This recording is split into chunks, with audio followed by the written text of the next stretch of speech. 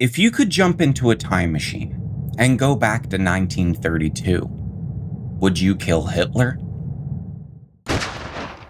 It's the kind of question that gets asked in philosophy classrooms and late at night when the conversation turns dark.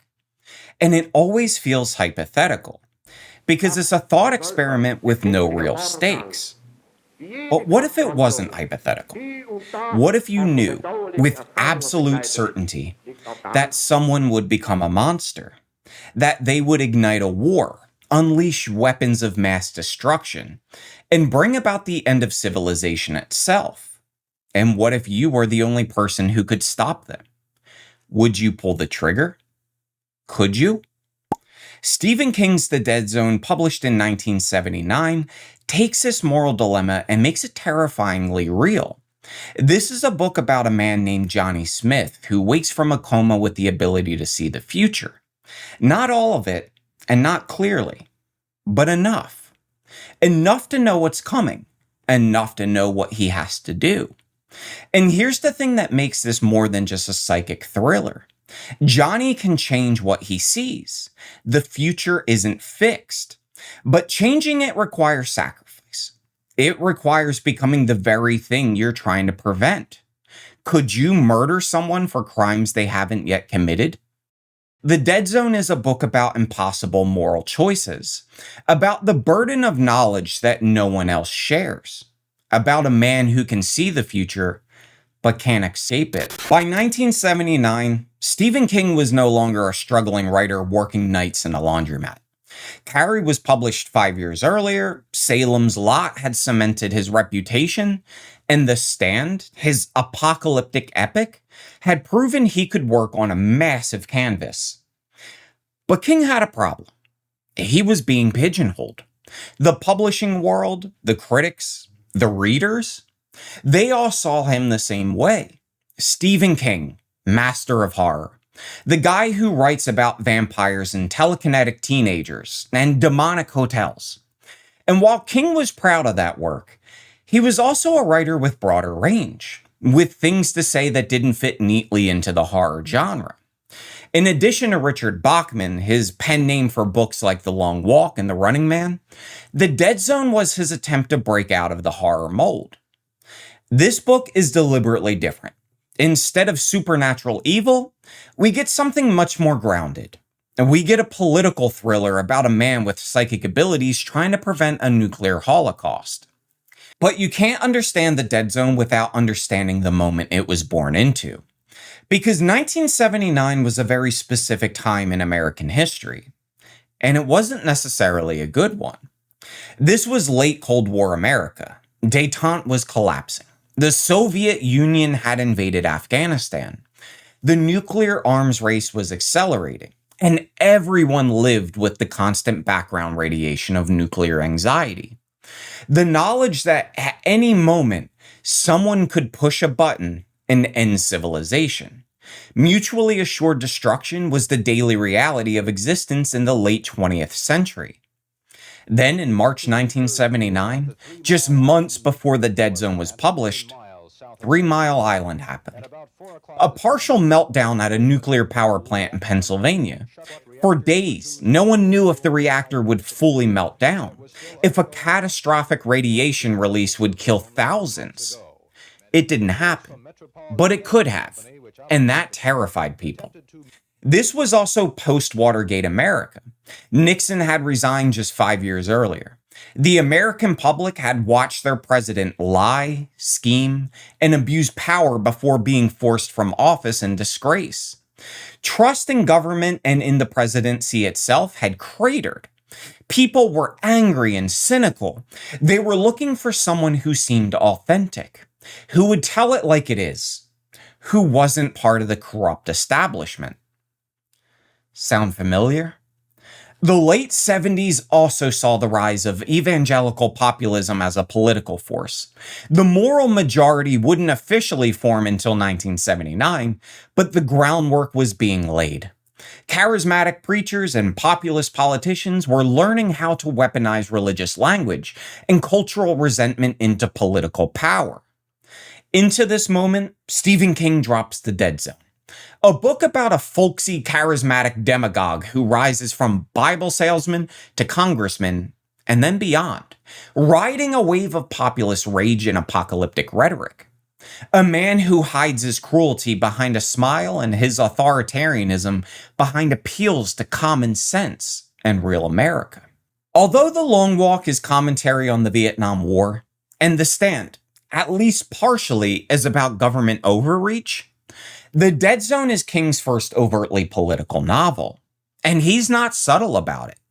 He wanted to explore the vulnerability of American democracy to demagoguery, and he wanted to ask the question that haunted post-World War II world.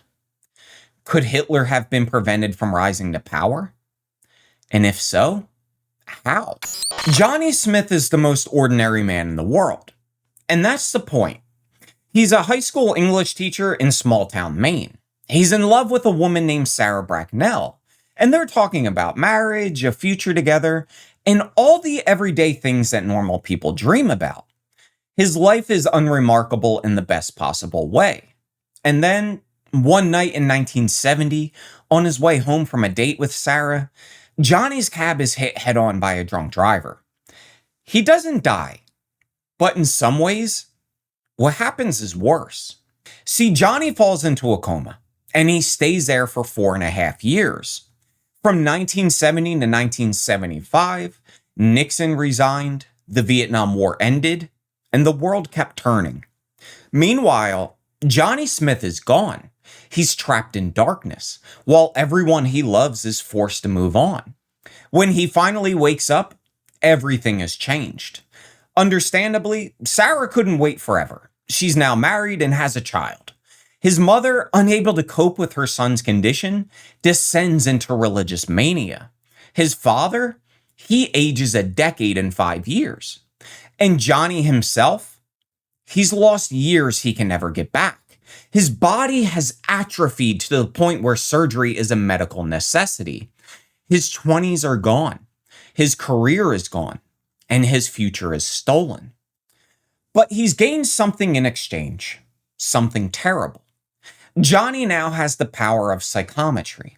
When he touches someone, or something they've touched, he can see things. The past, the future. Not everything. There are gaps and blind spots. What the doctors call the dead zone in his brain. But he sees enough. At first, it's small things. He touches a nurse's hand and sees her house burning down, and he manages to warn her in time. He shakes hand with a physical therapist and sees his estranged mother's location. These are good deeds, and Johnny starts to think maybe this curse could be a gift. But as the visions grow larger, they also become more terrifying. Then comes the Frank Dodd case. Castle Rock, Maine is being terrorized by a serial killer whom the police have named the Castle Rock Strangler. Women are being murdered in their homes, and the case has gone unsolved for far too long. The police are desperate, and the local sheriff comes to Johnny for help. Johnny touches the ground of a recent murder, and he sees the killer's face. It's Frank Dodd, the sheriff's own deputy, a man who's been helping with the investigation. He's a local man who everyone trusts. They corner Dodd, but before he can be arrested, Dodd kills himself, slitting his throat with a straight razor in his mother's bathroom. It's justice of a sort, but hollow. And Johnny's left wondering, did he see Dodd's suicide, or did his intervention cause it? And then at a political rally in 1976, Johnny shakes hands with a candidate for Congress, a man named Greg Stillson. The moment Johnny touches Stillson's hand, he's hit with the most powerful vision of his life. He sees Stillson as President of the United States. He sees him in the Oval Office, unhinged, screaming at generals. He sees Stillson ordering a nuclear first strike. He sees the missiles launching in the mushroom clouds. He sees the end of everything. And Johnny knows that if Greg Stillson becomes president, he will destroy the world. This is no longer about preventing a house fire or catching a serial killer. This is about the survival of civilization itself. And Johnny is the only person who knows, the only person who can stop it. But how do you stop a man who hasn't committed the crime? How do you stop a future that hasn't happened yet? It's the Hitler question, but made real. To make matters worse, Johnny's brain tumor is growing. With mortality staring him in the face, he makes a choice. He'll assassinate Greg Stillson. He'll trade his life to save the world. The title of this book is genius because the dead zone operates on multiple levels simultaneously, each one deepening the meaning of the others. On the most basic level, the dead zone is a medical reality. When Johnny wakes from his coma, the doctors explain that a portion of his brain has been damaged. There are dead spots where neural activity has ceased. These dead zones are what gives him the psychic abilities, but they're also what's limiting them. He can't see everything. There are gaps where the vision becomes unclear or simply cuts out. It's a clever bit of pseudoscience that King uses to establish boundaries for Johnny's power. He's not omniscient. He's a man with a broken brain that allows him to glimpse fragments of the past and of the future. But the dead zone is also Johnny's life. It's the missing years. The 4.5 years he spent in a coma are his personal dead zone. It's a gap in his existence that can never be filled. When he wakes up, he's a man out of time. Everyone's moved on without him. He's caught in a liminal space between the life he had and the life he'll never have. And there's another layer. Johnny himself becomes a dead zone in the lives of people around him. Sarah is married and happy, but seeing Johnny brings back everything she lost. His father, he has to watch his son slowly dying. The people Johnny helps, they're grateful, but disturbed. No one wants to be around someone who can see their future. And this makes Johnny isolated. And in some ways, he's a ghost amongst the living. But here's where it really gets interesting. The dead zone is the space between knowledge and action, between uncertainty and doubt. Johnny can see the future, but the future isn't fixed. His vision shows what will happen if nothing changes. But things can change. The dead zone is the gap between what he sees and what actually happens. It's the space where free will operates. This relates to the Heisenberg uncertainty principle in quantum mechanics. The concept that the act of observation alters what's being observed. See, Johnny's visions, they work the same way. The moment he sees the future, he changes it. And you have to think of it like a river. The water is flowing in a certain direction. Johnny can see where it's going, but if he puts rocks in the river, he can divert the flow. The river was always going to flow, but where it ends up depends on what obstacles it encounters. By warning the nurse about the fire, he prevents the fire, which means the future he saw doesn't happen. By identifying Frank Dodd, he causes Dodd's suicide, which may or may not have been in the original timeline. The dead zone is the uncertainty principle made flesh. It's the unknowable gap between prophecy and reality. It's the space where choice happens. Johnny Smith might have the most generic name in American literature, and that's deliberate. He's meant to be an ordinary person thrust into extraordinary circumstances. In Greek tragedy, the tragic hero possesses knowledge or insight that others lack, and that knowledge ultimately destroys them. They see the truth clearly, but they can't escape their fate. Johnny is Cassandra reborn, given the gift of prophecy, burdened by the curse of isolation, and ultimately destroyed by the weight of what he knows. And then there's the brain tumor. The same injury that gave Johnny his abilities is now killing him. The tumor is growing, slowly destroying what's left of his damaged brain. This is his deadline, in the most literal sense. This transforms Johnny from merely tragic to heroic. He's fighting fate itself with borrowed time. He's been given glimpses of a terrible future, and he refuses to accept it as inevitable. And it's here where Johnny makes the ultimate sacrifice. Greg Stillson is one of Stephen King's greatest villains. And it's not because he's supernatural or cosmic or incomprehensibly evil, but because he's plausible, terrifyingly, recognizably plausible. King introduces Stillson in the most brutal way possible. Just mention this scene to King's fans and watch them cringe. The first time we meet him, he's a Bible salesman going door to door in rural Iowa. A dog barks at him. It won't stop barking. And Stillson, without hesitation or emotion, kicks the dog so hard he breaks its back. And then after stomping the dog to death, he then goes to the door and makes his sales pitch with a smile. And that's all you need to know about Greg Stillson. Casual cruelty, instant violence, and then immediately, the performance of charm and authenticity. He's not a comic book villain. He's a recognizable American type. The charismatic populist who speaks to people's anger and resentment, positioning himself as the anti-establishment outsider he's just like them while pursuing power with single-minded ruthlessness. Stillson's appeal is his authenticity. He doesn't talk like a politician. He doesn't sound polished or even educated. He wears a construction hard hat with his name on it. He speaks in folksy language. He tells people what they want to hear. That the system is rigged. That the elites don't care about you. That everything wrong in your life is someone else's problem. The rally scene, when Johnny first encounters Stillson, it's chilling in its realism. The crowd is electric.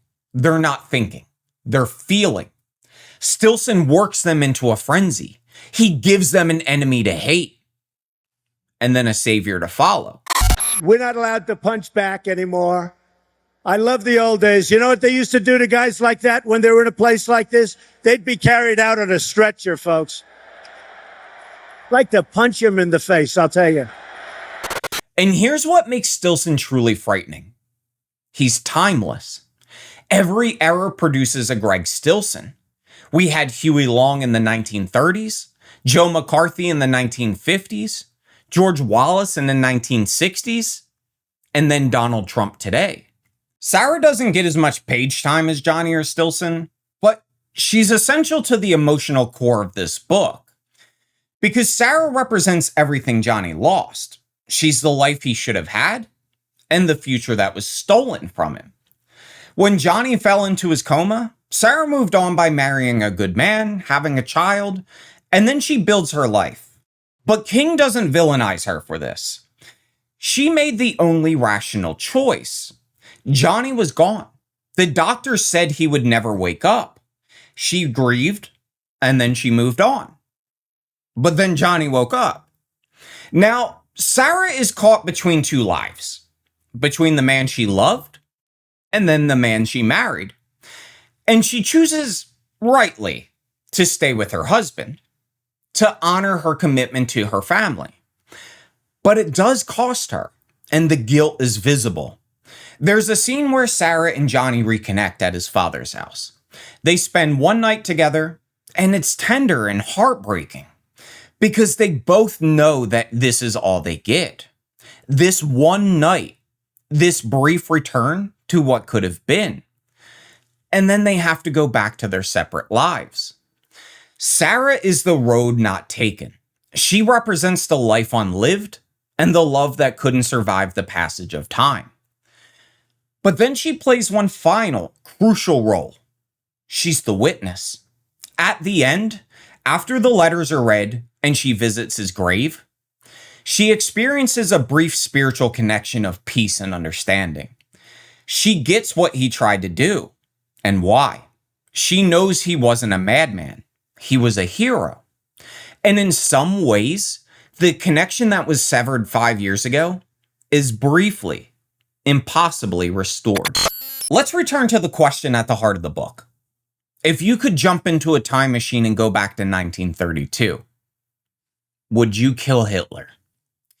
It's easy to say yes when it's hypothetical. When Hitler is already in the history books. When we know what he did. And when the moral calculus seems simple. One life, to save 6 million. Of course you'd pull the trigger. How could you not? But the dead zone makes it real. And suddenly it's not so simple. Because Johnny isn't traveling back to kill a historical Hitler. He's trying to kill a living Greg Stillson. A man who hasn't committed the crimes Johnny saw in his vision. A man who, in the present moment, is just a congressman. Crude maybe, cruel certainly, but not a mass murderer. Not yet. Johnny wants to kill a man for crimes that exist only in a vision. Crimes that haven't happened. Crimes that might never happen. This is the problem of preemptive morality. Can you murder someone for something they haven't done yet? Even if you are certain they'll do it. This is what Philip K. Dick explored in the Minority Report. This is predictive justice. And it's deeply, profoundly troubling. We live in an age of surveillance and predictive policing and preemptive war. We have algorithms that claim to predict who will commit crimes. We have governments that launch strikes against people they deem future threats. We have systems built on the idea that we can and should act on predictions rather than evidence. The Dead Zone asks, what are we willing to do to prevent a terrible future? Who decides what constitutes a genuine threat? And what happens when we're wrong? Determinism or free will? This is the philosophical engine of the entire book. And it's a genuine paradox. We've already established that Johnny's visions show what will happen if nothing changes. But things can change. The river can be diverted. But here's the deeper question. Does Johnny have free will in this scenario? Or is he simply fulfilling a predetermined role? Consider this. Johnny sees Stillson's nuclear apocalypse. That vision drives him to attempt assassination. But what if the vision itself was part of the chain of events that had to happen? What if Johnny was always going to see that vision, always going to try to kill Stillson, and the outcome, whatever it is, was inevitable all along? This is called the bootstrap paradox, or causal loop. The vision causes the action, but was the vision itself caused by the action? Did Johnny see the future? Or did he see a future that only exists because he saw it? Johnny believes he has a choice. He acts as if his decisions matter. And in the context of the story, they do. However, we can never know whether he was exercising free will or fulfilling his destiny. King's answer to whether we're free or if we're determined, it seems to be that we must act as if we're free, even if we can't prove it. Johnny might be a puppet of fate, but he pulls his own strings. He makes his choices and takes responsibility for his consequences. And that's what matters. Not whether free will is metaphysically real, but whether we live as if it is. Because if we accept determinism, if we say the future is fixed and I can't change it, then we surrender agency. We become passive observers of our own lives. But if we embrace the possibility of choice, even uncertain, terrifying choice, then we become participants, co-creators of the future. Johnny chooses to believe the future can be changed, and in believing it, he makes it true. So Johnny makes his choice. He's going to kill Greg Stillson. And at a political rally in October 76, Johnny takes a shot, but importantly, he misses. Stillson's security spots him, and in the chaos, he's severely wounded. And Stillson, when faced with genuine danger, does something that reveals his true nature. Something he managed to hide from even his most fervent believers. That he's a coward. He grabs a child from the crowd and uses the child as a human shield, holding the toddler in front of him while Johnny's on the ground. But a cameraman captures everything, and it's the brilliant twist at the heart of the Dead Zone. Because Johnny doesn't kill Stillson. He doesn't have to. A photographer captures the moment. The image goes everywhere. Greg Stillson, the tough-talking populist, the man who promises strength, hiding behind a small child. The ultimate act of cowardice caught on film. Johnny dies there, bleeding out from his wounds. But in his final moments, he has a vision. He sees Stillson's future unraveling. He sees the photo on newspaper front pages. He sees Stillson's support evaporating and that the shadow has been lifted. The future has been changed. Johnny succeeded, not by killing Stillson, but by forcing him to reveal himself. By creating a moment where Stillson's true character, his cowardice, his cruelty, and his utter lack of honor became visible to everyone. The world doesn't know what he prevented. No one builds a statue to Johnny Smith. No history books record his sacrifice. To everyone else, he's just a disturbed man with a gun who tried to kill a politician and failed. But Sarah knows, and we know. And in the end, that's enough. Every generation faces this Greg Stillson. The specifics may change, the rhetoric shifts, and the issues might be different, but the archetype remains constant. The charismatic demagogue who promises simple solutions to complex problems. The populist who channels anger into political power. The leader who views the world in tribal terms and treats opponents as enemies to be destroyed. We see them rising, we watch them gain influence, and we face Johnny's question. What do we do with warnings? How do we respond to dangers we can see coming? We're living through a moment when we can see multiple catastrophic futures approaching. We have climate change as it's accelerating. Nuclear weapons that still exist. We have political extremism rising globally and democratic institutions that are under stress. And yet, ironically, we have more information than any previous generation. Yet we seem paralyzed, unable to act on what we know.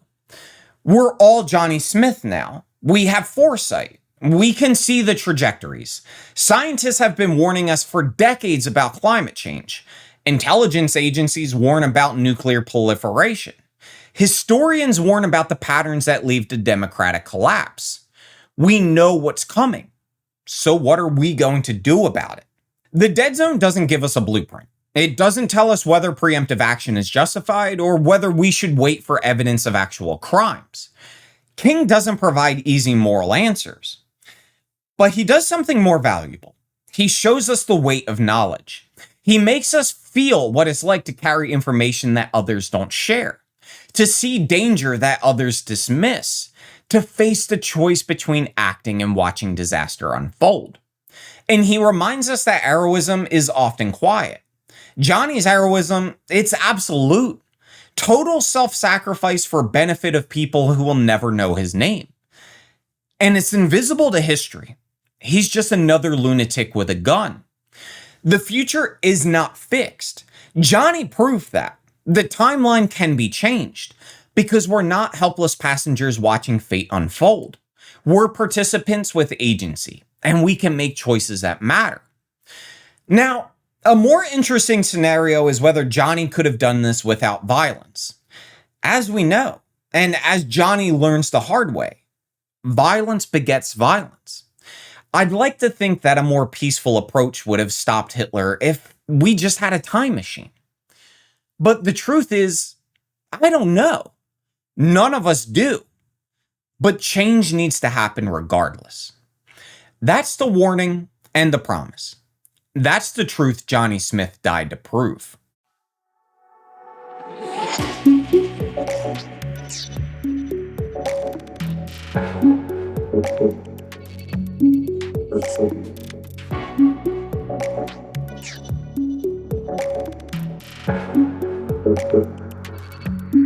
Thank you.